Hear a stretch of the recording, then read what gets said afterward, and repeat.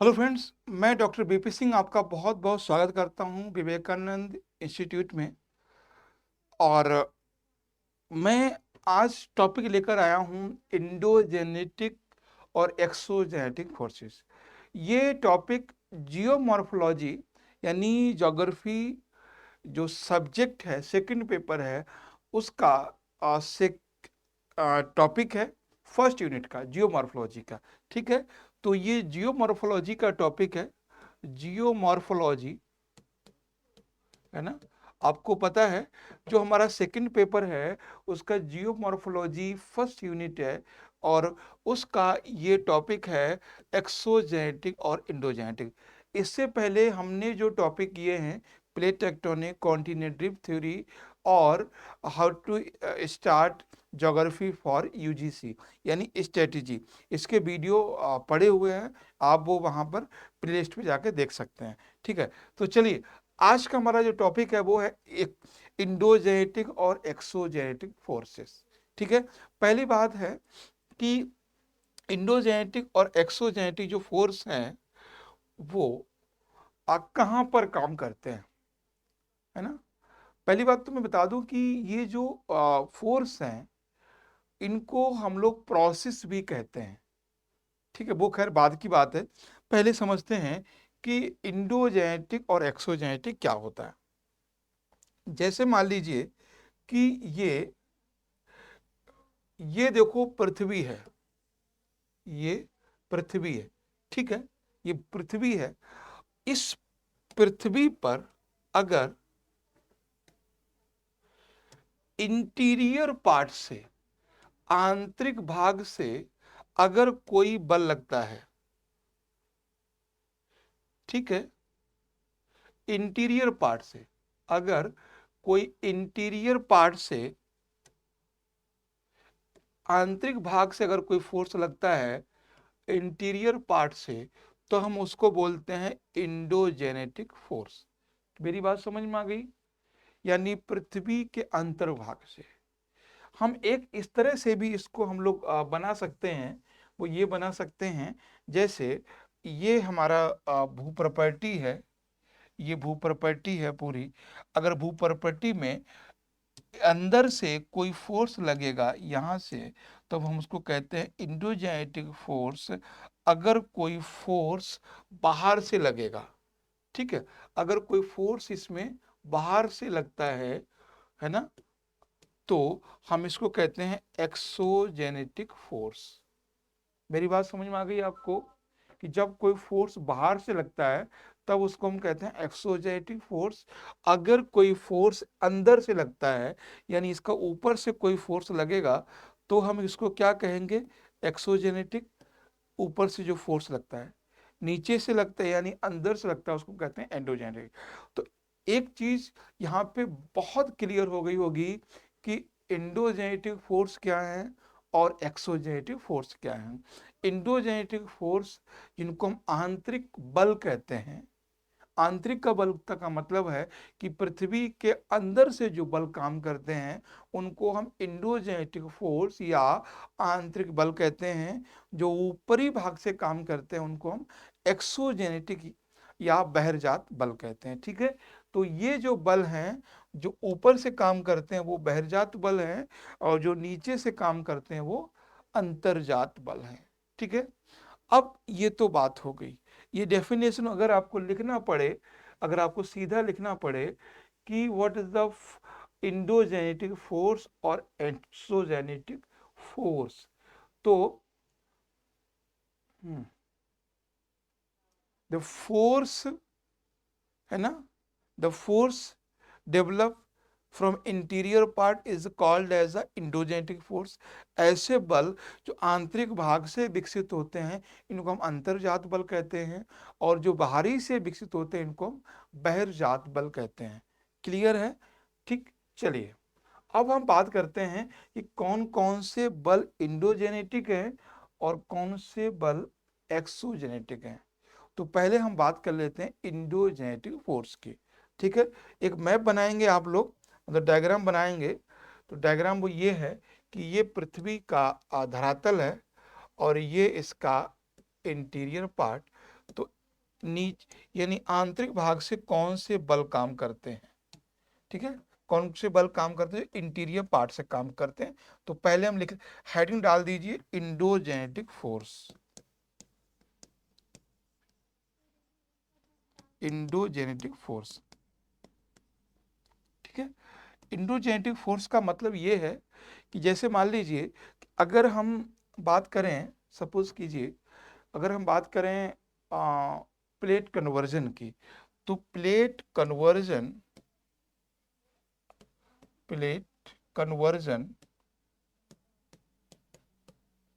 जब प्लेट आपस में टकराती है तो इसको कहते हैं इंडोजेनेटिक फोर्स, प्लेट कन्वर्जन। इसको हिंदी में कहते हैं प्लेट अभिसरण,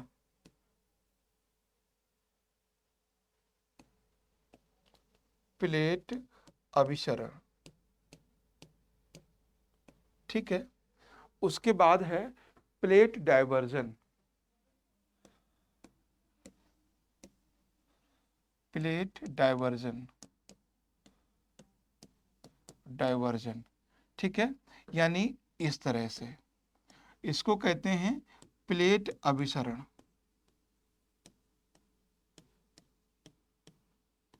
ठीक है, प्लेट अभिसरण। उसके बाद फिर नेक्स्ट पॉइंट पे हम आते हैं। नेक्स्ट पॉइंट प्लेट अभिसरण के बाद plate diversion, plate transform, plate transform, ठीक। इसमें क्या होता है, इसमें प्लेटें एक डायरेक्शन में मूव करती हैं इस तरह से, प्लेट ट्रांसफॉर्म, ठीक है। मतलब एक तरफ जाए, कभी अपोजिट नहीं, ना तो अपोजिट हटेंगी ना अपोजिट टकराएंगी, ओके। तो इसको हम कहते हैं संरक्षी प्लेट, हिंदी में कहते हैं संरक्षी प्लेट। नेक्स्ट पॉइंट आता है यहाँ पे, तो एक तो क्या प्लेट कन्वर्जन आपस में टकराती हैं, उसको हम आंतरिक बल कहते हैं, डाइवर्जन होता है और फिर ट्रांसफॉर्म होता है, यानी प्लेट टेक्टोनिक। कुछ बुक्स में आपको दिखा होगा यार भूकंप आंतरिक बल है, कुछ बुक्स में लिखा देखा होगा आपने कि ज्वालामुखी आंतरिक बल है। यार ज्वालामुखी और भूकंप they are all result of endogenetic force, वो सभी के सभी इंडोजेनेटिक फोर्स के पार्ट हैं। तो कभी आपको लिखने में आ जाए कि कौन कौन से इंडोजेनेटिक फोर्स हैं, तो तीन तो ये हो गए, और देख लेते हैं कौन से हैं। एक और है जियोथर्मल कन्वेक्शन करंट, जियोथर्मल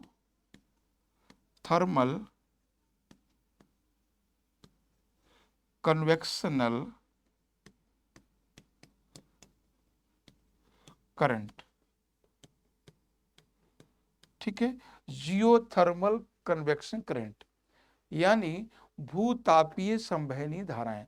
तो तीन है वो इंडोजेनेटिक फोर्स काम करते हैं। एक बात मैं आपको बता दूं, जो इंडोजेनेटिक फोर्स है ना, वो लैंडफॉर्म को बनाने का काम करते हैं, ऐसा कहते हैं डेविस। डेविस का कहना है कि Davis is a called as a father of geomorphology, Davis को जियोमॉर्फोलॉजी का पिता कहा जाता है, जियोमॉर्फोलॉजी का पिता कहा जाता है, ठीक है। तो ये चीज ध्यान रखना है। तो इसको बोलते हैं हिंदी में भूतापीय संवहनी धाराएं, भूतापीय संवहनी धाराएं, ठीक है, भूतापीय संवहनी धाराएं। अब देखो इसमें इनको आप प्लेट कन्वर्जन को भी समझते हैं, तो ऊपरी प्लेटें होती हैं, डाइवर्जन होता है, कन्वर्जन होता है, ये सब। अब भूतापीय संवहनी धाराएं क्या होती हैं, इस पे हम बात कर लेते हैं। जियोथर्मल कन्वेक्शन करंट क्या है, इस पे बात करें। एक्चुअली एक थ्योरी है ये, है ना, पूरी की बात करेंगे कि geothermal convectional current, geothermal convection current is a theory. एक थ्योरी है, किसने दी है, आर्थर होम्स ने, ठीक है। एक जोग्राफर हैं आर्थर होम्स,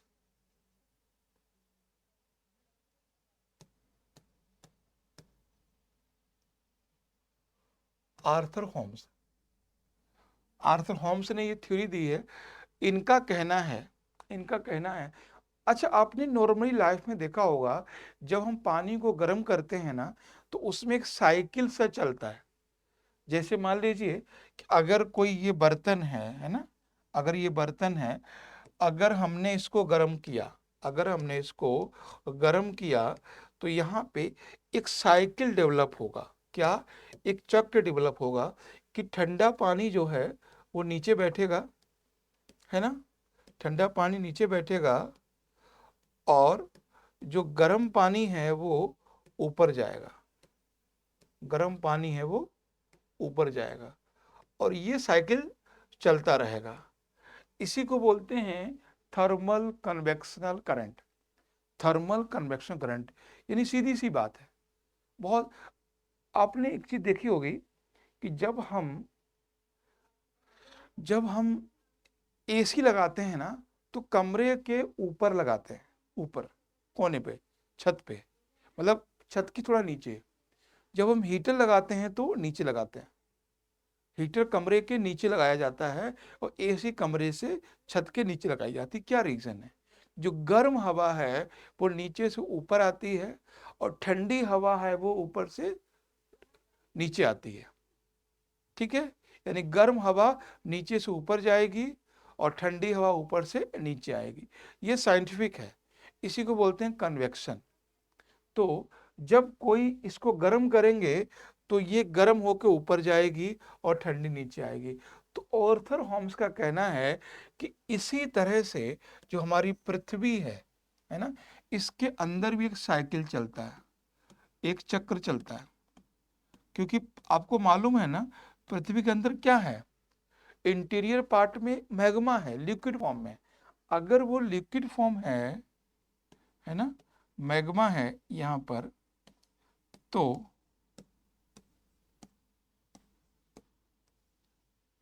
इसका मतलब क्या है?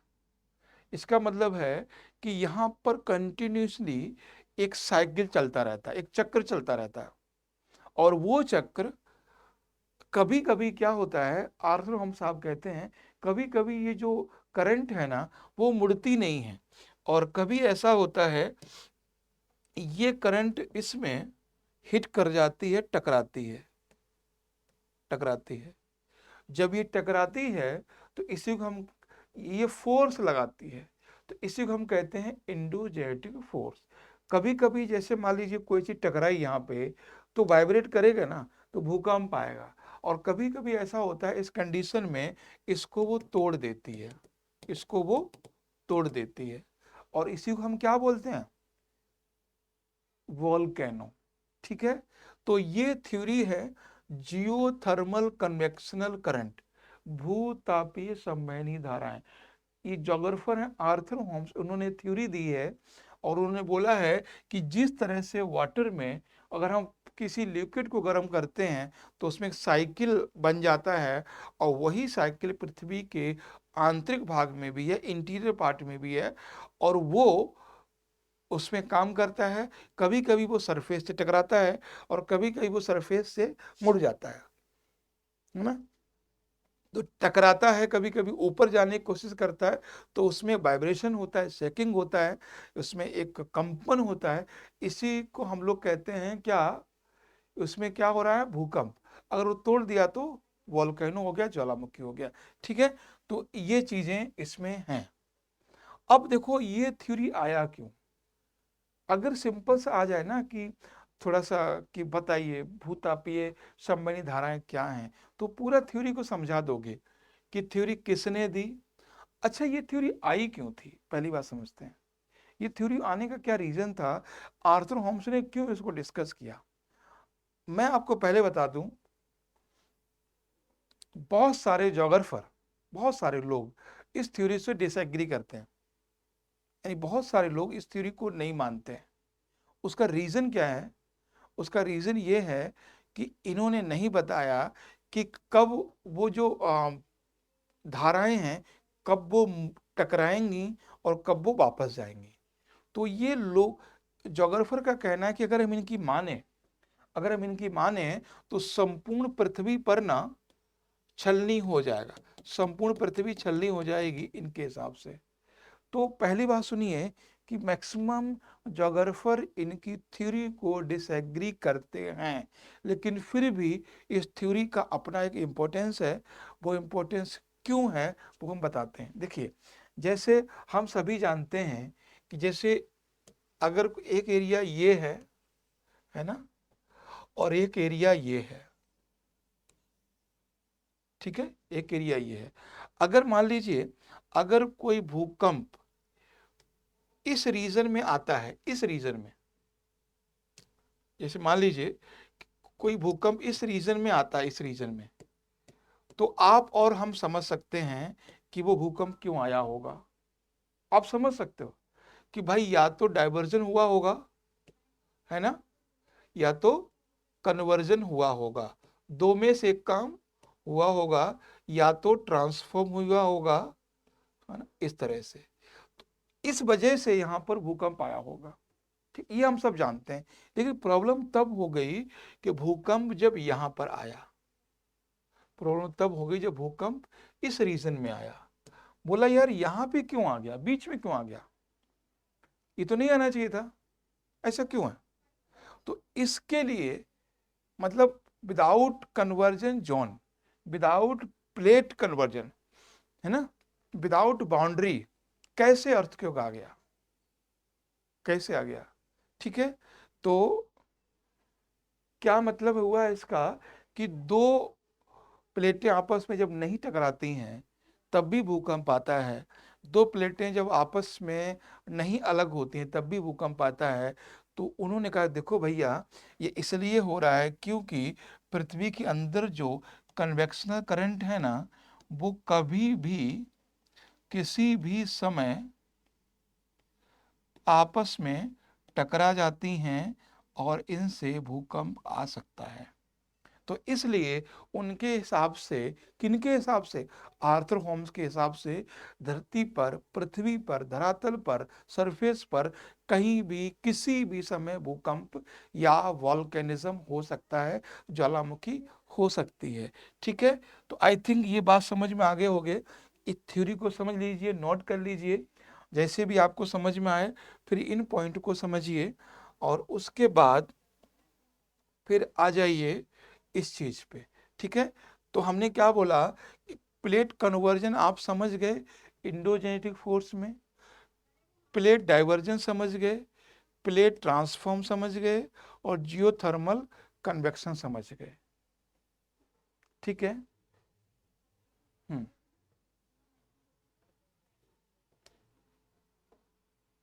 तो ये हैं।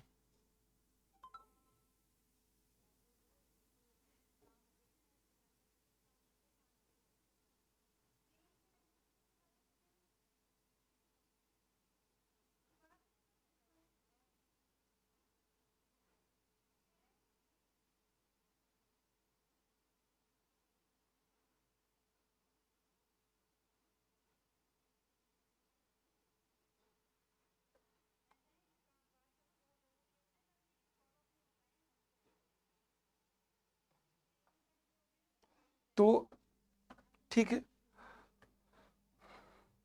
अब ये सारी चीजें आ गई इंडोजेनेटिक फोर्स। अब इंडोजेनेटिक फोर्स कितने होते हैं वो समझ गए, आंतरिक भाग से लगते हैं।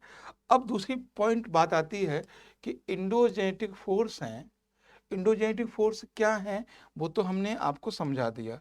इंडोजेनेटिक फोर्स किस तरह से काम करते हैं वो आपको देख लेते हैं। तो इंडोजेनेटिक फोर्स हैं वो दो तरह से काम कर सकते हैं, दो तरह से। एक है डियास्ट्रॉफिक और दूसरा है सडन। ठीक है, तो दो तरह से काम करते हैं, डियास्ट्रॉफिक और सडन। डियास्ट्रॉफिक मैंने कई बार बताया है, ये स्लो काम करते हैं और ये फास्ट काम करते हैं। ठीक है, डियास्ट सडन में डिस्ट्रक्शन होता है,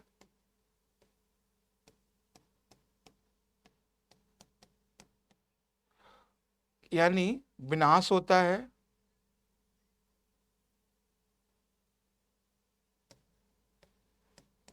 और यहां पर कंस्ट्रक्शन होता है।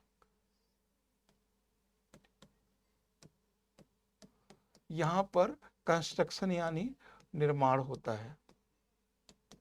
ठीक है, तो दो चीजें आपको समझ में आ गई कि जो हमारे इंडोजेनेटिक फोर्स हैं वो दो तरह से काम करते हैं। कौन कौन से? डियास्ट्रॉफिक, यानी हिंदी में इसको कहते हैं, हिंदी में कहते हैं डियास्ट्रॉफिक को पटल विरूपण। क्या कहते हैं? पटल विरूपण हिंदी में। और सडन तो आप जानते हो अचानक। तो जब भी स्लो मूवमेंट होगा, बहुत सीधी सी बात है, जैसे मान लीजिए कि ये कोई चीज है, अगर हम इसको स्लो फोल्ड करेंगे, स्लो, तो धीरे धीरे धीरे धीरे क्या होगा, इसमें पहले प्लेन बनेगा, फिर प्लेट्यू बनेगा, फिर प्लेन बन जाएगा, फिर इसमें घाटी का भी निर्माण हो जाएगा। ठीक है, धीरे धीरे मूव करने से ऐसा होगा। लेकिन अगर अचानक से करेंगे तो इसमें ऐसे करके तो क्या होगा, भूकंप आएगा। तो सडन से भूकंप आता है। चलिए, ये तो हो गए आपके इंडोजेनेटिक फोर्स। अब हम बात करते हैं एक्सोजेनेटिक फोर्स की। चलें, एक्सोजेनेटिक फोर्स। अच्छा, एक्सोजेनेटिक जो फोर्स हैं उनको ना प्रोसेस भी कहा जाता है। Process, exogenetic force. ठीक है, इनको हम हिंदी में बहिर्जात बल भी कहते हैं, है ना। बहिर्जात बल यानी ऐसे बल जो, है ना, ऐसे बल जो धरातल पर ऊपरी भाग से काम करते हैं। कहां से? ऊपरी भाग से काम करते हैं, इधर से। इसको हम कहते हैं क्या?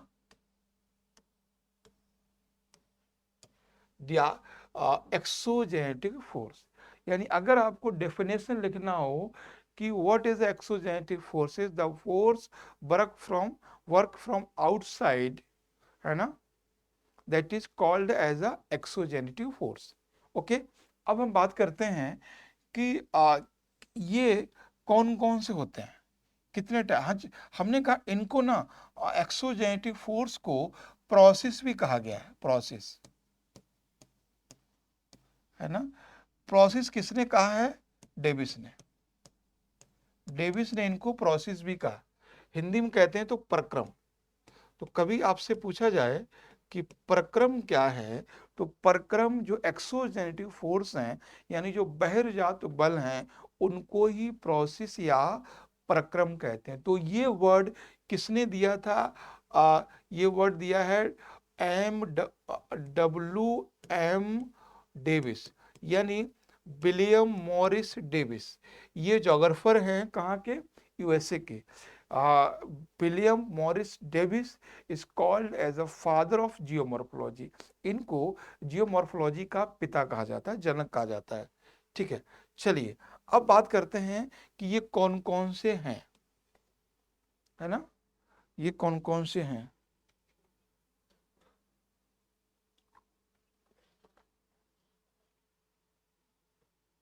हम्म सबसे पहला जो है वो है विंड,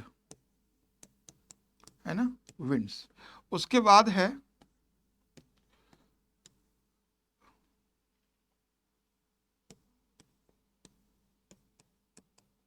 फ्लोटिंग वाटर, वाटर। दूसरी चीज है विंड्स, फ्लोटिंग वाटर। और उसके बाद है ग्लेशियर, ग्लेशियर। और उसका कुछ जगह पे मिला है ओशनिक करंट या ओशनिक वेव्स या कोस्टल वेव्स लिख सकते हैं, कोस्टल वेव्स। ठीक है, तो ये हैं। कभी आपसे पूछा जाए एक्सोजेनेटिक कौन कौन से हैं, तो विंड्स हैं, पवन है, फ्लोटिंग वाटर है, ग्लेशियर है और कोस्टल वेव्स हैं।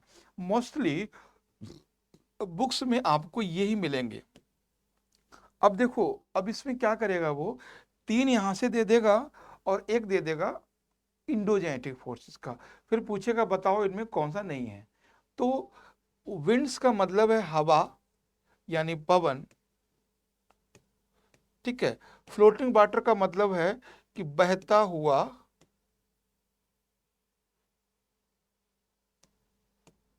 बहता हुआ जल, और दूसरा है हिमानी, और तीसरा है तटीय लहरें।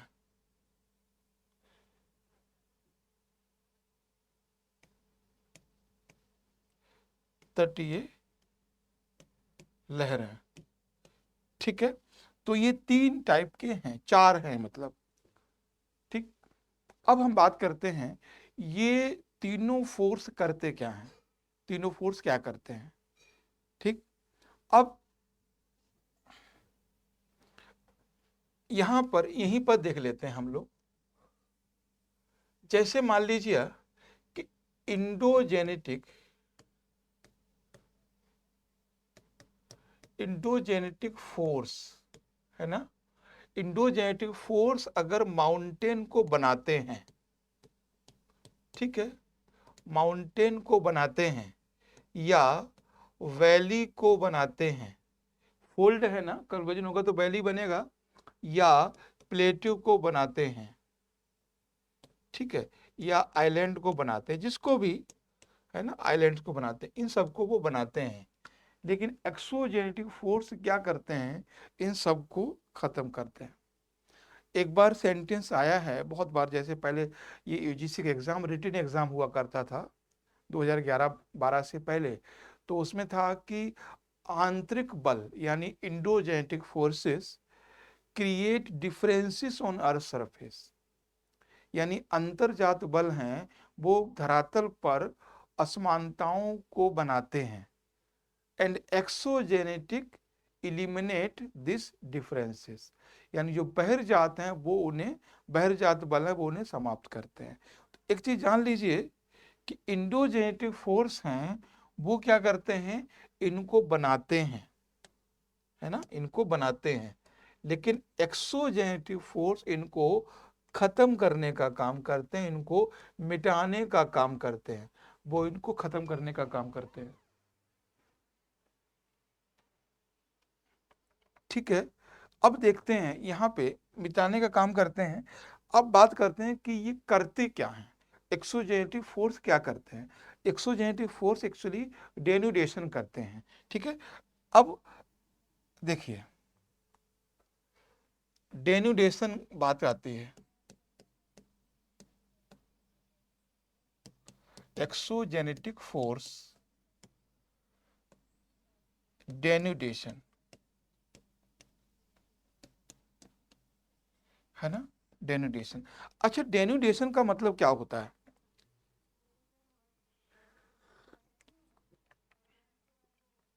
डेन्यूडेशन का मतलब होता है कि हिंदी में इसको कहते हैं क्या बोलते हैं इसको हिंदी में,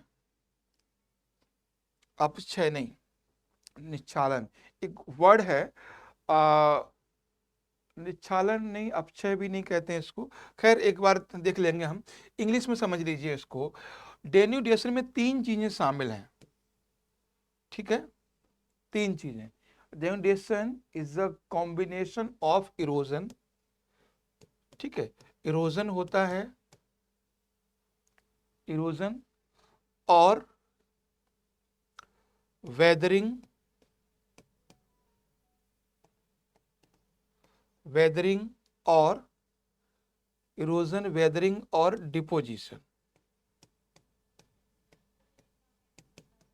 ठीक है, डिपोजिशन।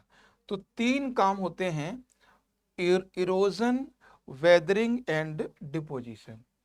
तो अब हम बात कर लेते हैं ये है क्या, है ना, ये क्या होता है डेन्यूडेशन, यानी जो वर्क मिलकर एक्सोजेनेटिक फोर्स करते हैं उन सबको डेन्यूडेशन कहा जाता है।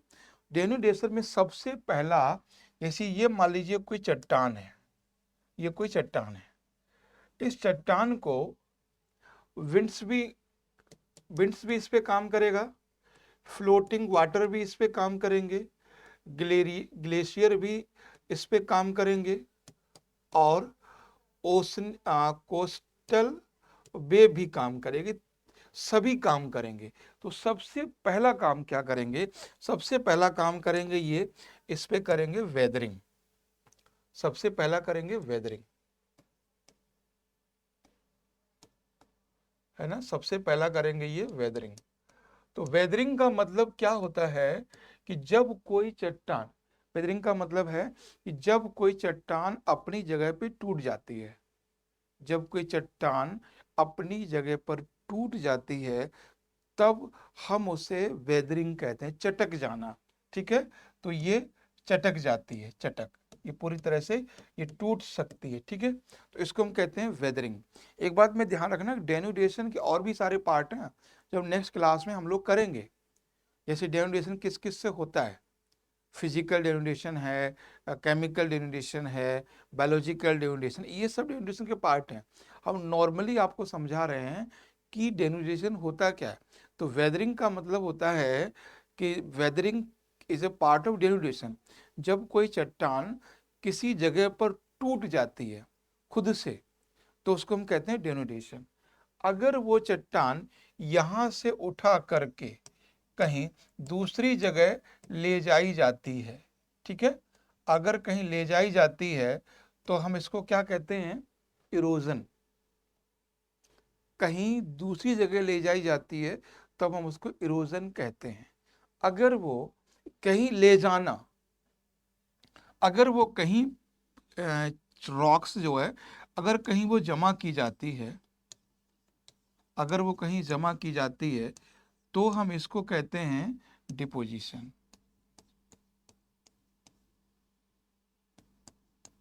है ना, डिपोजिशन।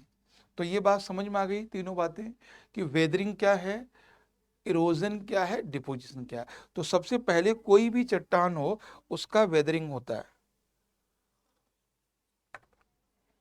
सबसे पहले कोई भी चट्टान हो उसका वेदरिंग होता है। हम्म, तो ये है आपका एक्सोजेनेटिक फोर्स और इंडोजेनेटिक फोर्स। हम्म, चलिए, अब इसमें बहुत सारे क्वेश्चन आ सकते हैं।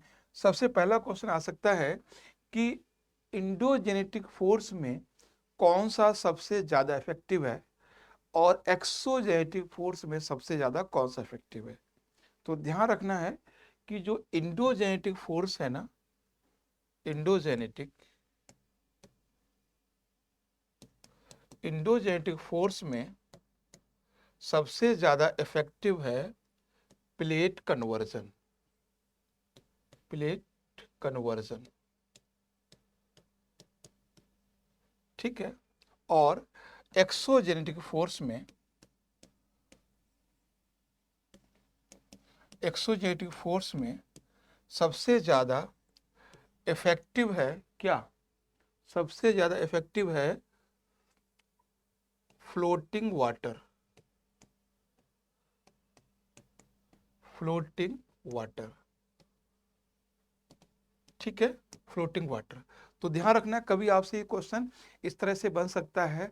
और शायद कल हमें किसी ऑफलाइन स्टूडेंट ने पूछा था कि सर सबसे ज़्यादा इफेक्टिव कौन सा है, तो उसमें दिया होता रिवर, है ना।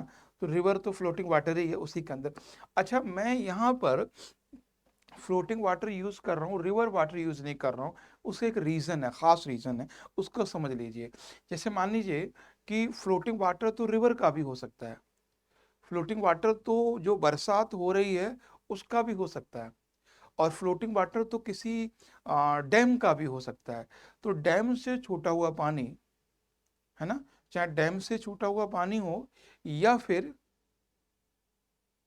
नदी से निकला हुआ पानी हो या फिर बरसात का पानी हो या फिर किसी नाले का पानी हो, हर पानी, सभी पानी इरोजन करेंगे, सभी पानी डेनुडेशन करेंगे। अब उसे थोड़ी पता है भाई बरसात का पानी है तो इरोजन नहीं करना है, वेदरिंग नहीं करना है, डिपोजिशन नहीं करना है, वो सभी तो करेंगे ना। तो इसलिए फ्लोटिंग वाटर बेस्ट यहाँ पर है। अब अब जैसे मान लीजिए क्वेश्चन यहाँ बन सकता है कि इंडिया में, जैसे मान लीजिए राजस्थान है ना, Rajasthan, UP, Bihar, UP, MP and Tamil Nadu. ठीक है, ये 3 ऑप्शन आपके सामने हैं, और ये सी और ये डी। अगर आपसे पूछा, यही ऑप्शन है हमारे, पहला मेरा ऑप्शन यही रहेंगे। पहला मेरा क्वेश्चन ये है कि इनमें से सबसे ज्यादा विंड इरोजन किस में होगा? विंड इरोजन है ना, सबसे ज्यादा इनमें से विंड इरोजन कौन सा स्टेट करेगा? Question number 1। तो वो उसका राइट आंसर क्या होगा वो देख लेते हैं। पहले क्वेश्चन लिख लेते हैं पहले। पहला, दूसरा क्वेश्चन है कि मैक्सिमम फ्लोटिंग वाटर इरोजन कहां पर होगा? बहते हुए जल का इरोजन कहां पर होगा? तीसरा, ठीक है, इनमें से मिनिमम इरोजन कहां पर होगा? मिनिमम इरोजन कहां पर होगा? ठीक है, 3 ऑप्शन हो गए इसमें। और हम्म हम्म, और मैक्सिमम डिपोजिशन किस स्टेट में हुआ है? ठीक है, ये 4 ऑप्शन मैं आपको दे रहा हूं। ठीक है, पहला है विंड इरोजन किस में हुआ मैक्सिमम, इनमें से, तो वो आंसर है यहां पर किस में है? राजस्थान, पहला राजस्थान।